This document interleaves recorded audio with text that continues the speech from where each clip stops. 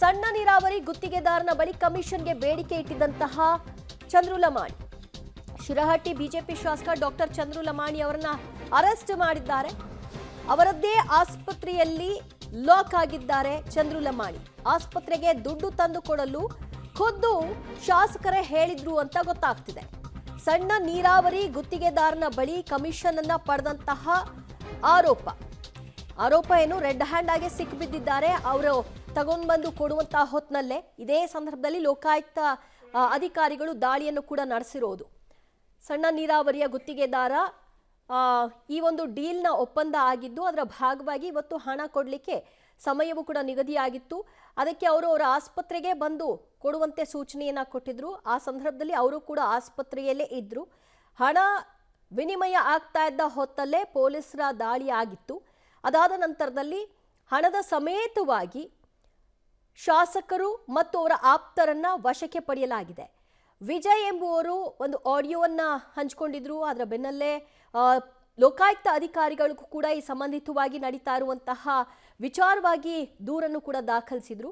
ಇವತ್ತು ಯಾವ ಸಣ್ಣ ಸುಳಿವೂ ಇಲ್ಲದಂತೆ ಲೋಕಾಯುಕ್ತ ಅಧಿಕಾರಿಗಳು ಚಂದ್ರು ಲಮಾಣಿ ಅವರ ಬಾಲಾಜಿ ಆಸ್ಪತ್ರೆಗೆ ಧಾಂಗುಡಿ ಇಟ್ಟಿದ್ರು. ಇದರ ಬೆನ್ನಲ್ಲೇ ಈ ರೇಡ್ ನಡೆದು ತಗಲಾಕೊಂಡಿದ್ದಾರೆ. 11 ಲಕ್ಷ ರೂಪಾಯಿ ಕಮಿಷನ್ ಅನ್ನ ಅವರು ಬೇಡಿಕೆ ಇಟ್ಟಿದ್ರಂತೆ. ಅದು ಒಂದು ತಡೆಗೋಡೆ ನಿರ್ಮಾಣಕ್ಕಾಗಿ ಈ ಡೀಲ್ ಆಗಿತ್ತು ಅನ್ನೋದು ಗೊತ್ತಾಗ್ತಾ ಇದೆ. ಸಣ್ಣ ನೀರಾವರಿ ಗುತ್ತಿಗೆದಾರನಿಂದ 11 ಲಕ್ಷಕ್ಕಾಗಿ ಈ ಒಂದು ವ್ಯವಹಾರ ಕುದುರಿಸಿದ್ರು ಅಂತ. ಅದರಲ್ಲಿ ಈಗ ಮೊದಲ ಕಂತಿನಂತೆ 5 ಲಕ್ಷದ ವ್ಯವಹಾರ ಇವತ್ತಾಗಿತ್ತು. ಲೋಕಾಯುಕ್ತ ಬಲೆಗೆ ಶಿರಹಟ್ಟಿ ಬಿಜೆಪಿ ಶಾಸಕ ಚಂದ್ರು ಲಮಾಣಿ ಜೊತೆಗೆ ಮತ್ತಿಬ್ಬರು ಅವರ ಆಪ್ತ ಸಹಾಯಕರನ್ನು ಕೂಡ ವಶಕ್ಕೆ ಪಡೆಯಲಾಗಿದೆ.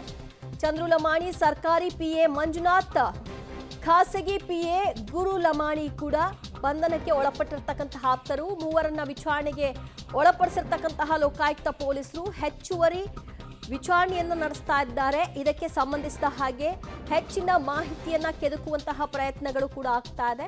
ಈ ಡೀಲ್ ಯಾವಾಗ ಆಗಿತ್ತು, ಎಷ್ಟು ಮೊತ್ತಕ್ಕಾಗಿತ್ತು, ಇವತ್ತು ಅದು ಎಷ್ಟು ಸಂದಾಯ ಆಗಿದೆ, ಇನ್ನೆಷ್ಟು ಬಾಕಿ ಇತ್ತು, ಇದರಲ್ಲಿ ಖಾಸಗಿ ಪಿಎ ಮತ್ತು ಅವರ ಸರ್ಕಾರಿ ಪಿಎಗಳ ಪಾತ್ರ ಎಂಥದ್ದು, ಇದೆಲ್ಲದರ ವಿಚಾರಣೆ ಹಂತದಲ್ಲಿ ಗೊತ್ತಾಗುತ್ತೆ. ಮತ್ತಷ್ಟು ಮಾಹಿತಿ ಕೊಡ್ತಾರೆ ನಮ್ಮ ಪ್ರತಿನಿಧಿ ಭೀಮನಗೌಡ. ಲೋಕಾಯುಕ್ತ ಪೊಲೀಸರ ದಾಳಿ ಆಗಿದೆ. ಈಗ ವಿಚಾರಣೆಯನ್ನು ಕೂಡ ಅದೇ ಆಸ್ಪತ್ರೆಯಲ್ಲೇ ಮುಂದುವರೆದಿದ್ಯಾ ಅಥವಾ ಅವರನ್ನ ಕರೆದುಕೊಂಡು ಹೋಗಿದ್ದಾರಾ, ಏನಾಗ್ತಿದೆ? ದಿವ್ಯ ಜೊತೆ ಗದಗ ಜಿಲ್ಲೆಯಲ್ಲಿ ಶಿರಹಟ್ಟಿಯ ಶಾಸಕರಾದಂತಹ ಡಾಕ್ಟರ್ ಚಂದ್ರು ಲಮಾಣಿ ಅವರ ಮೇಲೆ ಈಗ ಲೋಕಾಯುಕ್ತ ದಾಳಿ ಆಗಿರುವಂತದ್ದು. ಗುತ್ತಿಗೆದಾರರಿಂದ ಲಂಚ ಪಡೆಯುವಂತಹ ಸಂದರ್ಭದಲ್ಲಿ ಈಗ ದಾಳಿಯಾಗಿದೆ. ಅದರಲ್ಲಿ 11 ಲಕ್ಷ ರೂಪಾಯಿದಲ್ಲಿ 5 ಲಕ್ಷ ರೂಪಾಯಿ ಪಡೆಯುವಂತ ಸಂದರ್ಭದಲ್ಲಿ ರೆಡ್ ಹ್ಯಾಂಡ್ ಆಗಿ ಈಗ ಸಿಕ್ಕಿಬಿದ್ದಿರುವಂತದ್ದು. ಹಾಗಾಗಿ ಈಗ ಆಸ್ಪತ್ರೆಯಲ್ಲಿ ಅವರನ್ನ ವಶಕ್ಕೆ ಪಡೆದು ವಿಚಾರಣೆ ಮುಂದುವರಿಸಿರುವಂತದ್ದು.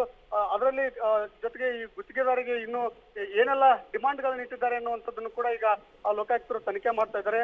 ರಸ್ತೆ ಕಾಮಗಾರಿಗೆ ಸಂಬಂಧಪಟ್ಟಂತೆ ಒಟ್ಟು 11 ಲಕ್ಷ ರೂಪಾಯಿ ಕೊಡಬೇಕು ಅನ್ನುವಂಥದ್ದು ಏನೋ ಅವ್ರದ್ದೊಂದು ಬೇಡಿಕೆ ಇತ್ತಂತೆ. ಹಾಗಾಗಿ ಇವತ್ತು 5 ಲಕ್ಷ ರೂಪಾಯಿ ಪಡೆಯುವಂತ ಸಂದರ್ಭದಲ್ಲಿ ಇವತ್ತು ಒಂದು ಲೋಕಾಯುಕ್ತರ ಬೀಳಿಗೆ ಬಿದ್ದಿರುವಂತದ್ದು. ಅದರಲ್ಲಿ ಸರ್ಕಾರಿ ಪಿಎ ಮಂಜುನಾಥ್ ವಾಲ್ಮೀಕಿ ಹಾಗೂ ಅವರ ಖಾಸಗಿ ಪಿಎ ಆಗಿರುವಂತಹ ಗುರು ಲಮಾಣಿ ಅವರನ್ನು ಕೂಡ ಈಗ ವಶಕ್ಕೆ ಪಡೆದು ಅವ್ರನ್ನು ಕೂಡ ವಿಚಾರಣೆಗೆ ಒಳಪಡಿಸ್ತಾ ಇದ್ದಾರೆ.